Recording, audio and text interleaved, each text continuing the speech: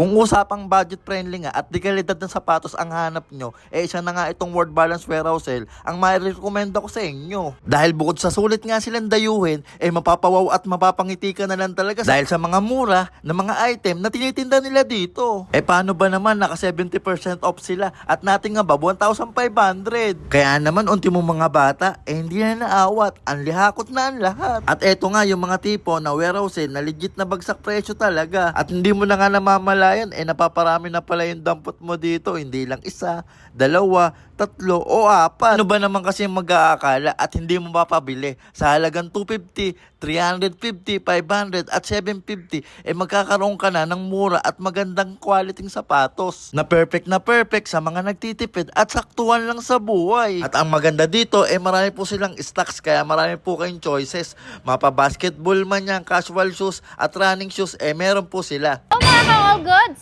Welcome back po sa ating warehouse sale, up to 70% off. Nag-offer po tayo ng World Balance Shoes, Easy Soft, and Apparels.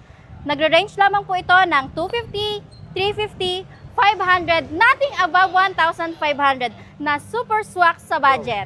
Located po kami sa Geomax Compound, Bagbaging, Caloocan City. Open po kami from 9 a.m. to 6 p.m. until January 31. Tara na, sugod na! Kaya tara, samahan niyo po ako. Ipapakita ko sa inyo yung mga pwede niyong pagpilian dito.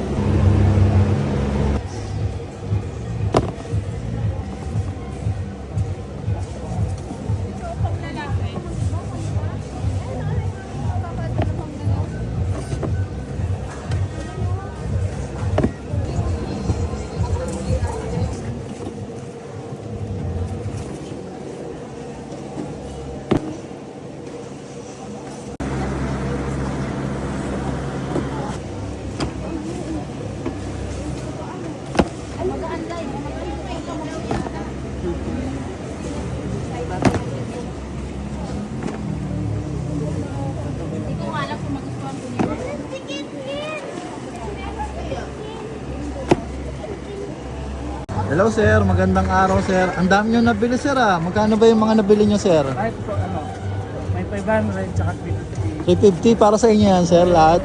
Sa akin tsaka kayo. Mga tiga-sangkay sir. Taytay, layo naman sir. Paano nyo nalaman dito na sale? Sa Facebook.